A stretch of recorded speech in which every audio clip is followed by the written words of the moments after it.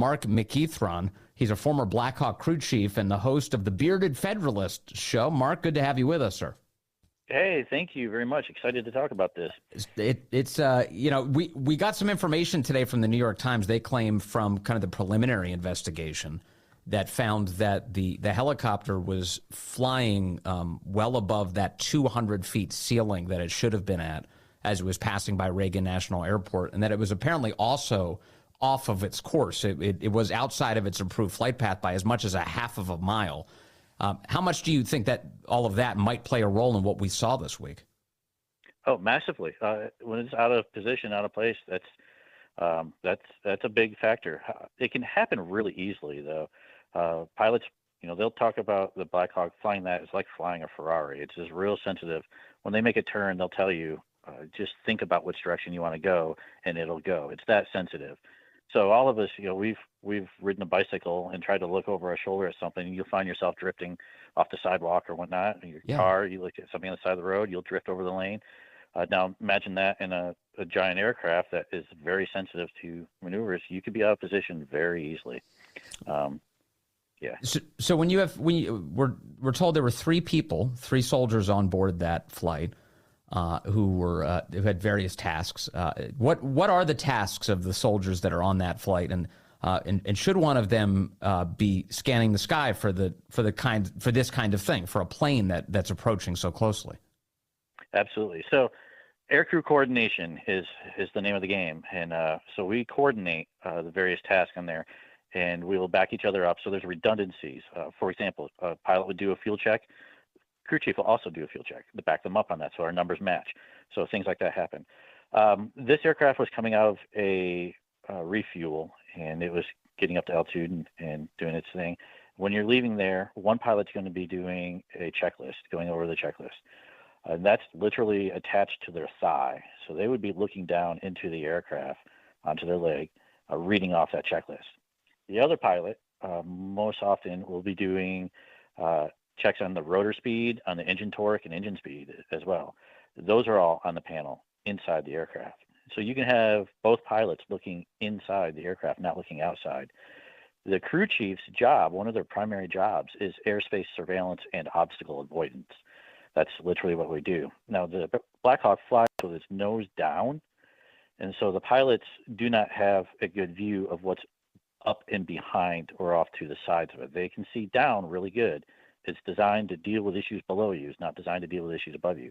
So the crew chief's job is to look above and below and look around there. However, with only one crew chief on, they're sitting on the right side of that aircraft. This impact was off from the left side.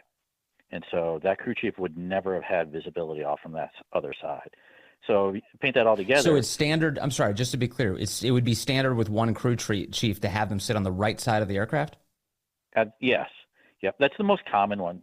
Honestly, the crew chief can actually choose which side they want to sit on, but most commonly we do choose the right side if we're only flying with one crew chief. Yes, and also that would kind of make sense given the air traffic that they would be expecting, because the right side would be the side that Reagan National was on as they were heading down the river, and additionally, most of the air traffic would be probably on the right side, or at least right ahead of the helicopter. Absolutely, yep. That's exactly where I want to be positioned myself. Okay, so when you see the video, we're getting a couple of videos that have come out now of the midair collision, including some footage out of CNN this morning that's a lot clearer than most of what we've seen. When you look at it, what do you detect? So there's a number of things. This was a night vision goggle evaluation flight. So one was evaluating the other pilot for night vision proficiency. There's a lot of lights, and those goggles all see lights as the same. And so it's quite possible to lose that other aircraft in there. What I see happening is the American Airlines was going towards runway 1. It requested a deviation to 33. That put it off to the side, and when the pilots acknowledge that they see the air traffic control asked the pilots, do you have an aircraft in sight? They acknowledged seeing an aircraft in sight. It looked like they saw flight 3130, which was back behind the one that they crashed into.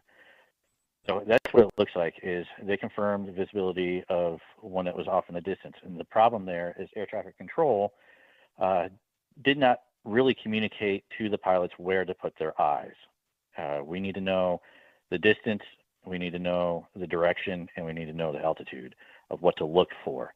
And part of the reason they did that, though, is the air crew themselves, they requested the ability to manage the airspace avoidance themselves. So they took that responsibility on them to avoid the aircraft, but they were looking at the wrong aircraft. It's pretty clear to me that that's what was going on there. In the video, it appears that the plane is kind of banking. It's lifting. It's like towards the left, and at the same time, the helicopter is approaching, as you say, nose down, and it's almost like a perfect combination of blind spots between the two vehicles. Do you think that's accurate? Absolutely. Oh yeah, absolutely.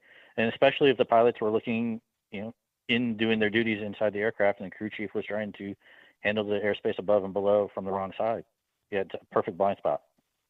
The one thing that I've seen online a lot, because just like everything, people have all sorts of conspiracy theories. They have all sorts of speculation about what happened. But some people are claiming that they think that the video looks like the helicopter intentionally rammed into this plane. That there was something intentional about this movement. But my impression is, and you can tell me, having been a Blackhawk crew chief, is that if you were intentionally trying to pull something like this off, it strikes me almost impossible to be able to hit that space at the right moment to successfully achieve that. That it just looked like two planes that didn't see each other. I've never met a pilot talented enough to do that. I can't see that level. You would have to, especially from the distance away that the Blackhawk was had put their straight path into it. Yeah, that was a long ways away, and for that to happen, no, I reject the idea that it was intentional. Yeah, it just doesn't add up. No, it did. It didn't to me either. It was good to hear it from an expert. I was like, I don't think that's even possible given the circumstances that we're witnessing here. Okay, so this is, I started the conversation on what appears to be the helicopter's issues. That it was flying much too high. I was talking to another helicopter pilot earlier who has flown this mission or on that route thousands of times, and saying, no, you can stay below 200 feet pretty easily. How does the Blackhawk get above that 200 feet level? How does it get way up to even 300 feet or so? There's a number of ways that could happen. It could be anything from just a lack of situational awareness. Like I said, they were doing other things at the time and hadn't noticed their position in the sky. Oh, I see. Yeah. That could happen. It could be environmental factors. There could be a helicopter is so delicately balanced. When we do sling loads and we come in to pick up the sling, there's a crew below us that is trying to hook up the sling. They literally can put their hand on the aircraft and move it kind of into position. It is that delicately balanced. So you get a thermal or a wind or something like that, we really notice that in those aircraft, much more than the fixed wings do. There's a number of factors that could do that. But wouldn't it stand to reason? What you just described at the top of our conversation is that as you take off after refueling, the pilots up front are going through a checklist of items as they begin. Wouldn't it stand to reason that if you're in that congested of an airspace, that you forego some of those things in order to stay concentrated on the very dangerous airspace you're traversing? Yes and no. So it's a well-orchestrated environment, airspace is, in that they were relying on air traffic control to help them clear that airspace. When I say clear, I don't mean redirect or anything, but just where are things at? And so they believed that they had visibility of the aircraft that was in question. It was the wrong one. Right. And so if they had the right one, if that one that they saw was the one that air traffic control was talking about, there would have been no problem. It's not really issue normally with that. I just think what happened was there was bad communication between the aircraft, air traffic control, and a lack of eyes on the blind side of the aircraft. We're talking to Mark McEathron, a former Blackhawk crew chief, host of the Bearded Federalist Show. Mark, how would you fix this? What should we do going forward? Two things right off the bat. I definitely would have a second crew chief on any of the flights in those kind of areas. If you have high traffic going on, I want more sets of eyes on that bird. That second crew chief absolutely would have seen that aircraft. The other thing I would want is air traffic control to tell the pilots where to put their eyes. Just let the crew know where to look. We need distance, we need direction, and we need altitude.